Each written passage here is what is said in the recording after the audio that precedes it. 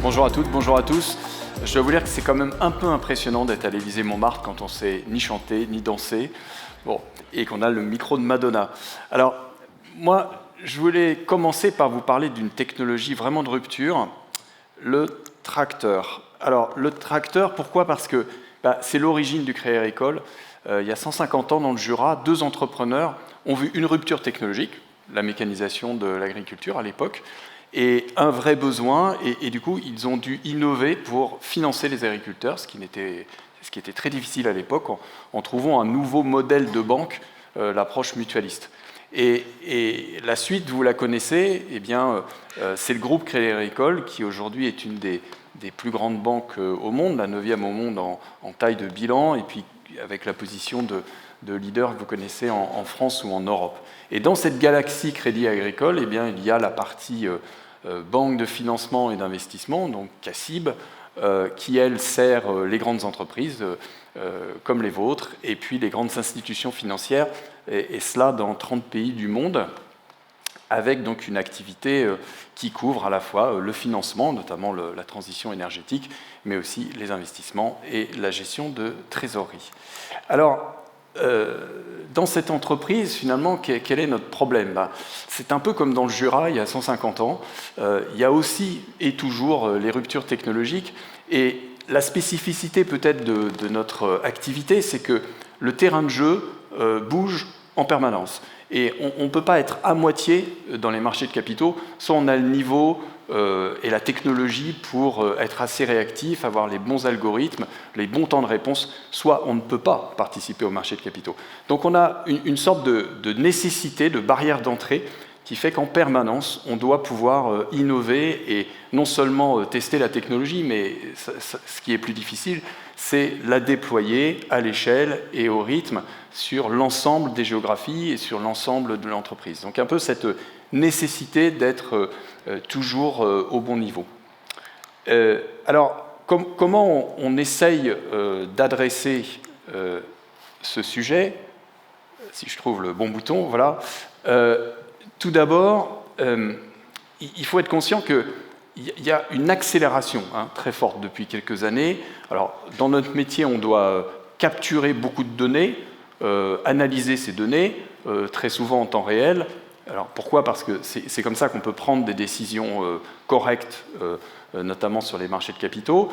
Comme vous le savez, il y a une certaine volatilité sur les marchés, peut-être ces jours-ci notamment. Et donc, bien évidemment, il faut aussi qu'on stresse, qu'on imagine, qu'on simule ce qui se passe dans tel ou tel cas de figure. Et puis d'ailleurs, on a le régulateur ou les régulateurs qui nous demandent de plus en plus ces simulations, évidemment, pour protéger le consommateur à l'autre bout de la chaîne. Donc, tout ça fait que l'exigence, elle est croissante. Et donc, la première réaction pour nous a été de dire on a besoin, en effet, d'une couche un peu de fondation que nous allons utiliser pour cet univers très temps réel qui sont les marchés de capitaux. Et c'est dans cette optique-là qu'on a choisi la plateforme de cloud public d'AWS et surtout tous les services qui vont avec. Donc ça, c'est un peu pour nous la couche de base qui nous permet de faire face à cette situation. Alors l'exemple que je voudrais un peu détailler un peu plus avec vous, c'est l'AI, bien sûr, et qui est partie donc de cette première étape de plateforme. Alors, l'intelligence artificielle, comme vous tous, j'imagine, on y travaille depuis des années, on a fait des POC, des tests, etc. Mais en 2022, on s'est dit, bon, on doit changer d'échelle, et donc on a créé une factory. Alors, c'est quoi une factory? C'est une petite entreprise dans l'entreprise. Donc, une équipe où on a mis ensemble les quelques 50 experts sur le sujet, des data scientists, des ingénieurs, etc., et qui fonctionnait avec des objectifs, avec un budget, une sorte de seed money qui permet de cofinancer les cas d'usage auprès des métiers pour répandre finalement au maximum cette technologie. Ça a plutôt bien marché puisqu'on a déployé en production environ une centaine de cas d'usage aujourd'hui, et on a décidé à la fin de l'année dernière de faire un peu ce que Tom a cité tout à l'heure, c'est-à-dire de passer au coup d'après. Le coup d'après, c'est la décentralisation massive. Donc cette factory est devenue maintenant un centre d'excellence ou un centre de référence qui est en charge des choix techniques, de l'évolution des plateformes, de la sécurité, très important, de la conformité aux différentes régulations, très important, mais elle ne fait plus. Hein. Les doueurs, les data scientists, les développeurs, eux, sont repartis et dans les métiers, sont repartis dans les différentes branches de l'IT pour que, progressivement, chacun pense IA et intègre de l'IA sur l'ensemble des projets, l'ensemble des initiatives. Voilà, donc on est dans cette phase de décentralisation globale. Alors, peut-être pour vous dire aussi, important, il faut que, si on veut décentraliser, que les interfaces soient les plus simples possibles. Et là, le choix qu'on a fait avec nos collègues d'AWS, c'est donc de séparer le monde en deux, les cas d'usage simples. Alors pour cela, on décide de masquer finalement la complexité des modèles derrière par une couche qu'on a réalisée avec DataIQ, qui est un des partenaires de la plateforme.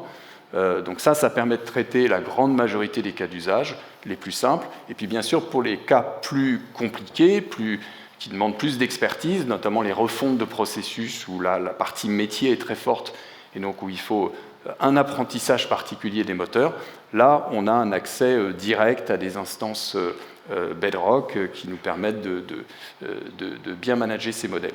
Voilà, donc deux approches en fonction des niveaux de complexité. Alors, d'un point de vue un peu concret, donc là, j'ai promis de détailler dans l'heure qui vient les 100 use cases. Non, ça c'est pour stresser la régie sur le timing. Non, simplement vous dire, donc, dans ces catégories de cas d'usage, je suis sûr que vous avez les mêmes.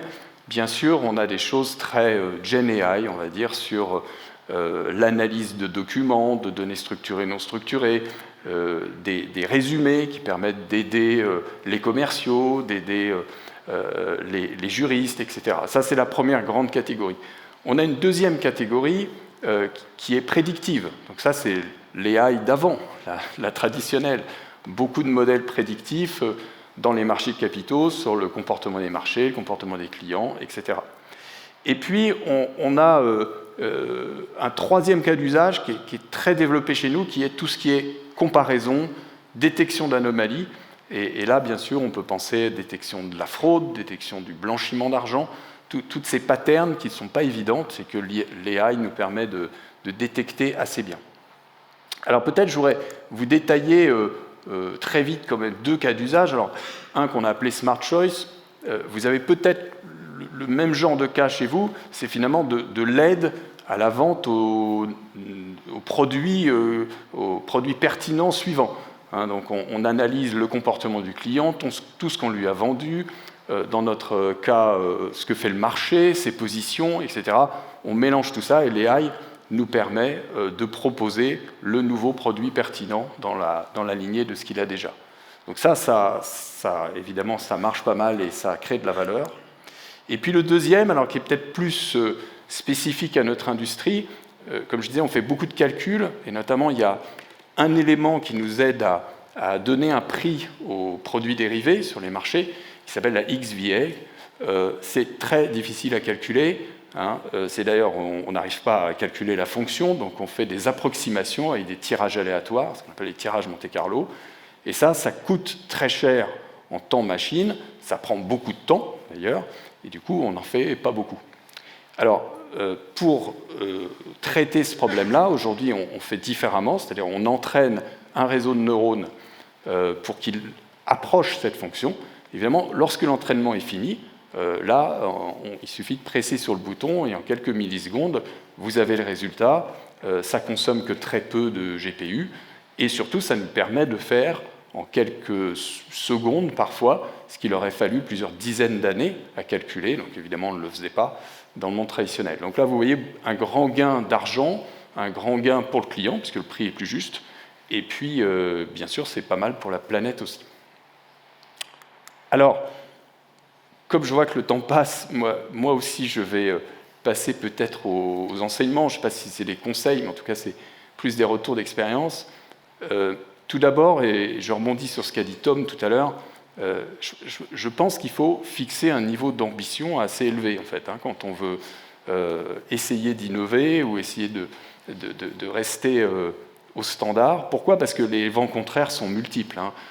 Nos organisations sont grandes, très larges, et naturellement, vous avez énormément de bonnes ou de moins bonnes raisons pour vous dire que ce n'est pas possible. Donc je pense que mettre la barre assez haut, c'est important.